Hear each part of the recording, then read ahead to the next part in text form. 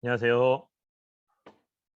아침을 여는 묵상, 고독 아름다운 교회 박주도 목사입니다. 제가 기도하고 시작하겠습니다. 사랑해 주님 감사합니다. 오늘도 주님께서 우리의 발걸음 인도해 주셔서 오늘 하루의 시작을 주님께 의탁합니다. 주님, 이 시간 주의 말씀을 통해서 우리가 오늘 하루의 삶의 목적과 방법을 발견하기 원합니다.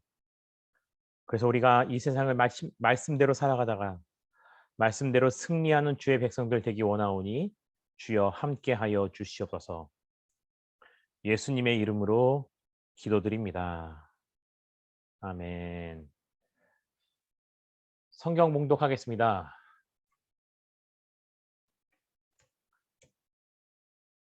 본문 말씀 사무엘상 29장 1절로 11절까지의 말씀입니다. 사무엘상 29장 1절로 11절까지의 말씀입니다. 다 함께 봉독하겠습니다. 블레셋 사람은 그들의 모든 군대를 아벡에 모았고 이스라엘 사람들은 이스라엘에 있는 셈 곁에 진쳤더라. 블레셋 사람들의 수령들은 수백 명씩 수천 명씩 인솔하여 나아가고 다윗과 그의 사람들은 아기스와 함께 그 뒤에서 나아가더니 블레셋 사람들의 방백이 이르되 이 히브리 사람들이 무엇을 하려느냐 하니 아기스가 블레셋 사람들의 방백들에게 이르되 이는 이스라엘 왕 사울의 신하 다윗이 아니냐. 그가 나와 함께 있은 지 여러 날 여러 해로되 그가 망명하여 온 날부터 오늘까지 내가 그의 허물을 보지 못하였노라. 블레셋 사람들의 방백들이 그에게 노한지라. 블레셋 방백들이 그에게 이르되 이 사람을 돌려보내어 왕이 그에게 정하신 그 처소로 가게 하소서. 그는 우리와 함께 싸움에 내려가지 못하리니 그가 전장에서 우리의 대적이 될까 하나이다. 그가 무엇으로 그 주와 다시 화합하리이까? 이 사람들의 머리로 하지 아니하겠나이까? 그들이 춤추며 노래하여 이르되 사울이 죽인 자는 천천히요 다윗이 다윗은 만만이로다 하던 그 다윗이 아니니까 하니 아기스가 다윗을 불러 그에게 이르되 여호와께서 살아계심을 두고 맹세하노니 내가 정직하여 내게 온 날부터 오늘까지 내게 악이 있음을 보지 못하였으니 나와 함께 진중에 출입하는 것이 내 생각에는 좋으나 수령들이 너를 좋아하지 아니하니 그러므로 이제 너는 평안히 돌아가서 블레셋 사람들의 수령들에게 거슬러 보이게 하지 말라 하니라. 다윗이 아기스에게 이르되 내가 무엇을 하였나이까? 내가 당신 앞에 오늘까지 있는 동안에 당신이 종에게서 무엇을 보셨기에 내가 가서 내 주 왕의 원수와 싸우지 못하게 하시나이까 하니 아기스가 다윗에게 대답하여 이르되 내가 내 목전에 하나님의 전령같이 선한 것을 내가 아나 블레셋 사람들의 방백들은 말하기를 그가 우리와 함께 전장에 올라가지 못하리라 하니 그런즉 너는 너와 함께 온 내 주의 신하들과 더불어 새벽에 일어나라. 너희는 새벽에 일어나서 발거든 곧 떠나라 하니라. 이에 다윗이 자기 사람들과 더불어 아침에 일찍이 일어나서 떠나서 블레셋 사람들의 땅으로 돌아가고 블레셋 사람들은 이스라엘로 올라가니라. 아멘.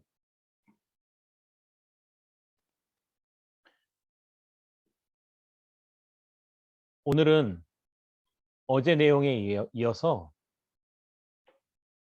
다윗이 블레셋 왕으로부터 이스라엘과 전쟁이 있는데 그것에 참여할 것인가에 대한 질문에 그 답변은 왕께서 아십니다라고 답변을 하게 되었습니다. 왕께서 안다라는 것은 지금 다윗은 블레셋에 속해 있기 때문에 지금 그 블레셋이 원래는 적국이죠. 하지만 지금은 본인이 속해 있는 곳이고 그 블레셋이 원래 본인의 나라인 이스라엘과 전쟁을 하게 되었습니다. 생각해 볼까요? 사울왕 한 명 때문에 다윗은 지금 도망 생활을 하고 있는 것입니다. 그렇죠. 이스라엘 국민 전체가 다윗을 죽이려고 달려드는 것은 결단코 아닙니다. 아니, 오히려 심지어 이스라엘의 수많은 백성들은 다윗을 선호하고 있었습니다.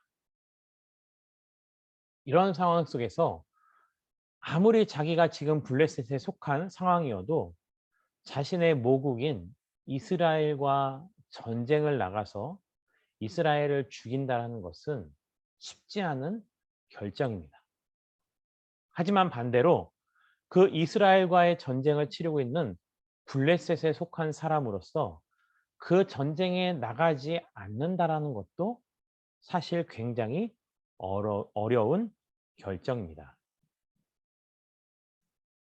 그러한 딜레마 가운데 블레셋 사람들은 모든 군대를 아벡에 모아서요. 이스라엘 사람들 곁에 진을 치고 이제 전쟁을 하려고 합니다. 그 전쟁을 하려고 하는데 블레셋의 전열을 살펴보면 블레셋의 수많은 백부장들과 천부장은 전쟁의 선봉에 서 있고 다윗은 아기스와 함께 그 옆을 지키고 있었습니다. 아마도 이러한 모습은 블레셋의 장군들이 봤을 때는 시기와 질투를 불러일으킬 만한 상황이었습니다. 그리고 역시 그 블레셋의 방백들, 왕을 제외한 각 백부장, 천부장과 같은 지도자들이 아기스 왕에게 와서 불만을 얘기합니다. 여기서 불만이라는 것은요, 사실 그 뜻이 마음에 안 들다라는 것보다는 더 강한 의미를 가지고 있습니다. 그래서 오늘 본문 말씀을 보면 3절에서 보면 그 방백들이 노하고 있다고 기록하고 있습니다. 그 방백들이 화를 내는 이유도요. 사실 시기와 질투도 있지만 당연한 걸 수도 있습니다. 왜냐하면 원래 이스라엘에 속한 다윗이 전장에 왔는데 갑자기 그가 변심하여서 이스라엘을 공격하지 않고 블레셋을 공격한다면 블레셋에 있어서는 굉장히 큰 치명타가 될 수 있기 때문입니다. 거기에 그 장본인은 바로 싸우면 다 이기는 다윗이었습니다. 그래서 블레셋의 반백들은 아기스 왕에게 청하여 다윗을 이 전장에서 돌려보내어 원래 왕이 허락한 그 땅으로 돌아갈 수 있게끔 결정해 달라고 왕에게 부탁을 합니다. 여기서 블레셋의 왕 아기스는요. 본인과 함께 다윗이 지냈던 날들에 대한 그 지나온 날들을 회상하게 되는 거죠. 그리고 다윗이 블레셋에 온 이후로 아기스 왕은 한 번도 다윗의 허물을 본 적이 없다라고 기록하고 있습니다. 하지만 수많은 그 방백들이 다윗이 함께 전장에 서는 것을 원하지 않았기 때문에 아기스 왕은 아쉽지만 어쩔 수 없이 다윗을 전장에서 빼내어 원래 왕이 허락했던 그 지역으로 돌아가게끔 다윗에게 명령을 하게 됩니다. 오늘 이 말씀을 통해서요. 우리가 알 수 있는 것은요. 이럴 수 없고 저럴 수도 없는 진퇴양난의 순간이 우리 모두에게 있을 수 있습니다. 그 어느 것 하나를 선택하면 다른 하나가 올 수 있기 때문에 둘 중에 어느 것 하나도 선택하기에 어려운 순간이 우리에게는 있을 수 있다는 것입니다. 그때 우리는 모든 방향이 막혀 있어도 좌절하거나 나는 모든 것이 다 끝나버렸다. 실망할 필요가 없습니다. 하나님께서는 하나님의 백성들을 이끌어가는 데 있어서 다윗에 대한 블레셋 방백들의 적개심까지도 하나님께서는 사용하신다라는 겁니다. 그래서 다윗이 블레셋 왕에게 잠시 속한 사람으로서 전장에 나아갈 수밖에 없었지만 하나님의 놀라운 은혜는 다윗에 대한 적개심도 사용하시어서 아주 자연스럽게 아무런 문제가 되지 아니하고 다윗은 이스라엘과 전쟁할 필요도 없었고 블레셋의 편을 들 필요도 없었습니다. 이처럼 우리도 하나님의 은혜를 구할 때요. 하나님, 아무리 하늘이 무너지는 것과 같은 내 삶에 큰 문제가 닥칠지라도 절망하지 않게 하여 주시옵소서. 나에 대한 적개심도 사용하시는 하나님, 내 주변에 있는 사람, 특별히 오늘 기도할 때는요. 마치 블레셋의 방백들처럼 나를 그다지 좋아하지 않고 기뻐하지 않은 사람이 있다 하더라도 그들의 그 감정마저도 하나님께서 사용해 주시어서 내가 하나님의 은혜를 누리는 놀라운 은혜의 백성들이 되게 달라고 기도하도록 하겠습니다. 우리 이 시간에 들으신 말씀을 기억하면서 다 함께 이렇게 기도하겠습니다. 하나님, 누구에게든 신뢰받을 수 있는 그리스도인들이 되게 하여 주시옵소서. 다윗이 블레셋의 왕 아기스에게 신뢰를 받은 것처럼 우리도 그러한 신뢰를 받게 하여 주시옵소서.